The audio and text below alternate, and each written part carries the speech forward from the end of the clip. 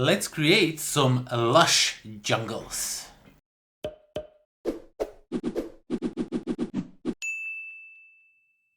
What's up everybody, welcome to the life of a board gamer. My name is Daniel and today we are going to take a closer look at this little box of delight called CANOPY. It is a game where you're building lush jungles and you are trying to attract different wildlife, different flora and fauna into your jungle and score the most points by the end of the game and be the winner, right? Super easy. So yeah, let's get down to the table. Let me show you what you get inside this box. But before we do that, I have to guilt trip you into subscribing on this channel, because what I have noticed is that a lot of you who are watching my videos are not subscribed. And just check out these numbers.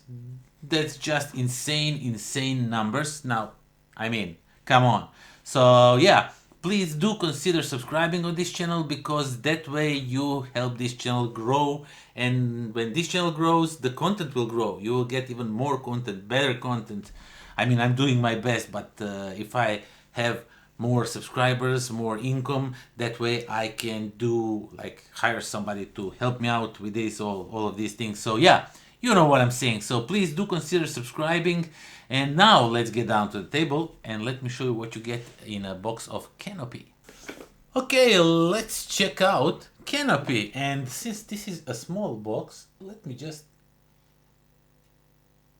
zoom a little bit on it. Yeah, that's right. Okay, the camera will stop shaking in a second. So yeah, let's check out what we get in this small box. So first of all, you get like this little, I thought at first it was a postcard, but it's like this. And I also got these two envelopes with some cards in it, and I thought that maybe this is some legacy type of something, but it is not, so have no worries. Things in here you will need if you want to play this game. So you get all kinds of different assorted tokens to mark points that you win. So these are just regular points, and these are each season you win some trees and use some of these tokens to mark the trees that already scored. And of course, each of the players will get one of these like a cheat sheets that explain you when end of the season how it is scored, in which order, and over here what are the cards in the game and different things when they say keep, pass, or like stuff like that. And then of course you get these that will just help you if you are playing a solo game or so this is a solo turn reference, so you will use these just to mark where the decks are on the like this, like a little board of sorts.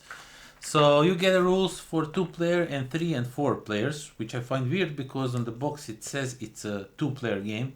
A little bit confusing in my opinion. They might miss on some. Maybe some people will think, oh my god, this is just a 2-player game, then I don't want to buy it. It's not. You can play it up to 4 players, and then you get a bunch of cards. So I will not go through all of them. I will just show you how the artwork is really beautiful. But basically you will collect these cards throughout the game. You will collect these like trees, and these are like seed cards that you can get in a certain way. So you get this little module to the game which gives you each season something different to do, different ways to score. There's also a pile of advanced cards that you can, I think you can incorporate them from the start if you are a seasoned board game player. If this is not your, like, you get some white card that does nothing. So if you play the board games, if you're like me, if you play lots of board games, you can easily include these cards in the game. So really, it's not that much of a problem. They're really easy to understand how they work. So, and they're all explained in these rule books. So yeah, but basically you get a lot of cards. As you can see, you get a lot of trees. I think these are the starting ones. No, they are not. Okay, so you get a lot of trees. You get suns, fires. You have different animals, and you will be collecting diseases that will kill your animals, or fire that will drought, that will make you discard cards.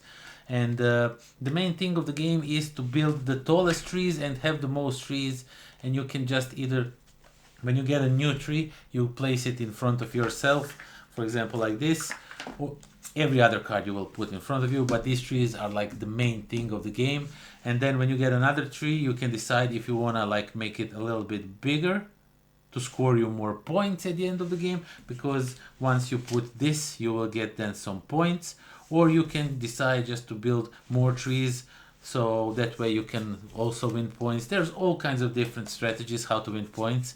And cards do repeat, of course, because you need to collect sets of them. So for example, if you have one of these, it's worth nothing. If you have two of these, they are still worth nothing. But if you manage somehow to find the third one or the fourth one, it doesn't really matter anymore, after the third one, you will get 8 points. But at the same time, if you have Bromelia, one is worth 2 points. Two of them are worth 7 points, which is really cool. But if somehow you end up with the third one, then you are losing 3 points. And you always have to be careful for things like that. So these ferns, for example, first one is worth 2, but if you have 2 of them, no, this is a Monstera, where is a fern. So if you have another fern, then it's 0 points. But if you manage to get a third fern, that's 6 points now. Then it's a 0, then it's a 10. You catch what I'm trying to say. So you will try to collect these. So if you collect 1 fire, nothing happens. But if you collect 2 fires, you need to destroy 2 of your cards, which is sometimes good because you can get rid of Bromelia that gives you negative points. But if you get 3 fires, I don't have one over there, but if you get 3 of them, then everybody loses 1 card, you know? There's all kinds of different strategies and interactions with other players, and there's just even more cards over here. There's also animals in here. I swear I just can't find them. I guess, like, for example, these frogs. If you have one, you will get 2 points, but if you find the other one, you will get, there's only 2 in a deck, you will get 5 points, but the other one, like this slot, is also has, like, this type of card for it, because the other frog has some ability on it. So there are some abilities that you can use throughout the game. But yeah, there's a bunch of cards in here, and you are trying to collect the best sets you can. And that's everything that comes in CANOPY. Okay, so that was CANOPY, and as you saw, Vincent Dutray art. I don't know.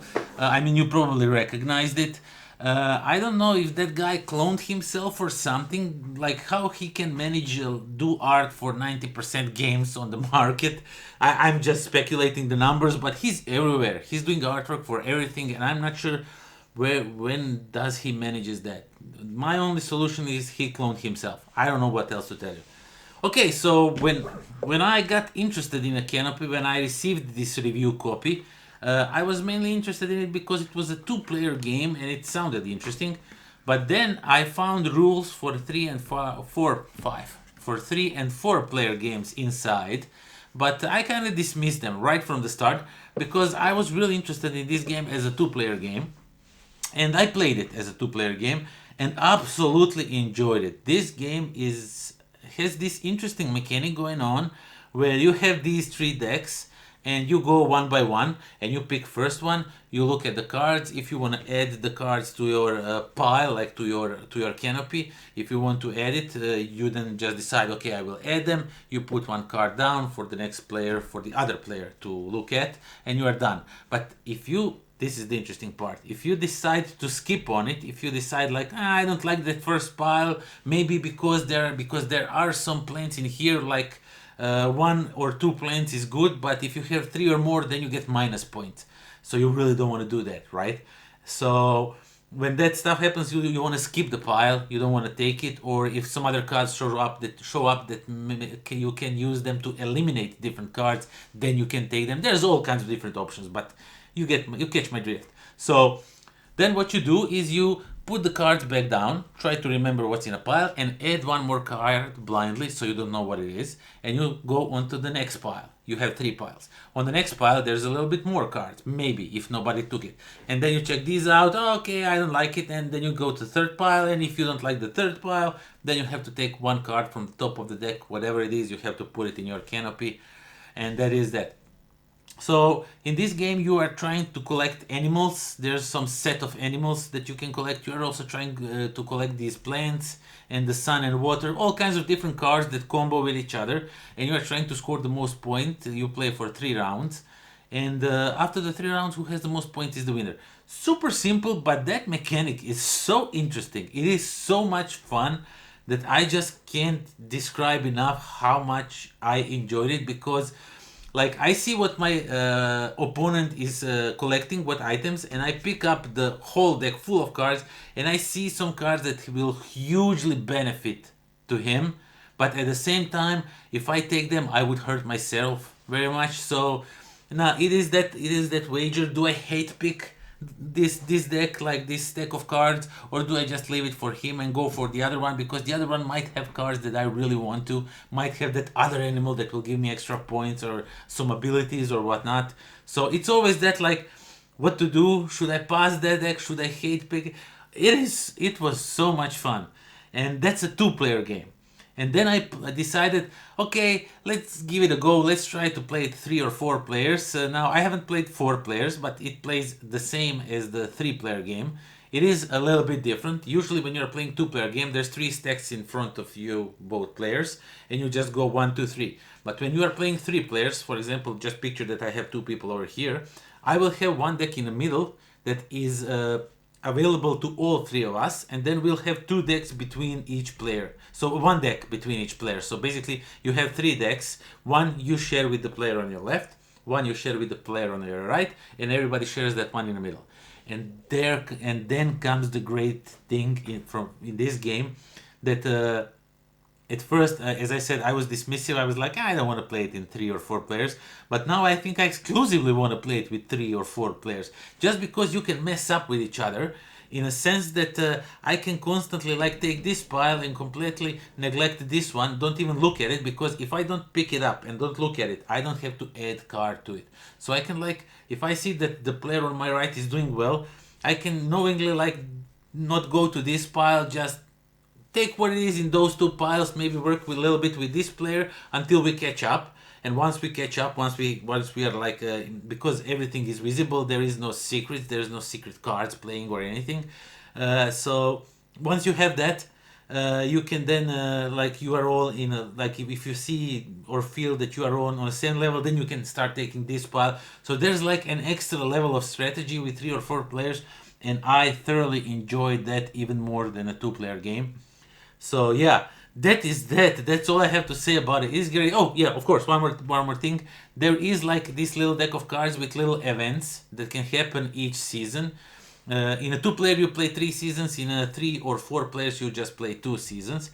But there are these events, and there's like a big, as you saw, like big stack of cards, and I mean big in a sense that you will only use 2 or 3 out of entire deck of, like, I think it's the 10-15 cards. So each of the rounds may be a little bit different, which just adds another one of the layers of greatness to this game. But CANOPY is awesome game that can be played super well with 2 players, but works extremely well with 3 or 4 players. It is just delightful to play, and it is such a small box. I mean, you can just take it anywhere with you. It does take some space on the table, so you can play it on a small table, but you can basically bring it each game night, because it's super easy to bring. You don't like have to haul all box like that anachrony box over there. So yeah, CANOPY, definitely check it out. This is so much fun in such a little box that I definitely recommend you check it out. And that's all I have to say. I think I never said so much about any game, at least not game that comes in this box size. So yeah, that goes to tell you something about this game. Thank you all for watching. Thank you for subscribing, for considering subscribing. So there's also a Patreon. You can check out Patreon and maybe support me over there, because that way this channel will grow, as with the subscription, with the Patreon, everything. I invest everything back into this channel. I don't keep anything for myself. I don't buy fancy cars because I don't earn that much. But yeah, you know what I'm trying to say. So if you support me, you are supporting this growth of this channel, and that is that. Thank you all for watching. Thank you for subscribing. Thank you for spending time with me. Do join me next time in a forest, in a jungle, a lush jungle, when we are going to explore different canopies, or I don't know what we are going to do. But yeah, that is that. Until next time. Pozdrav.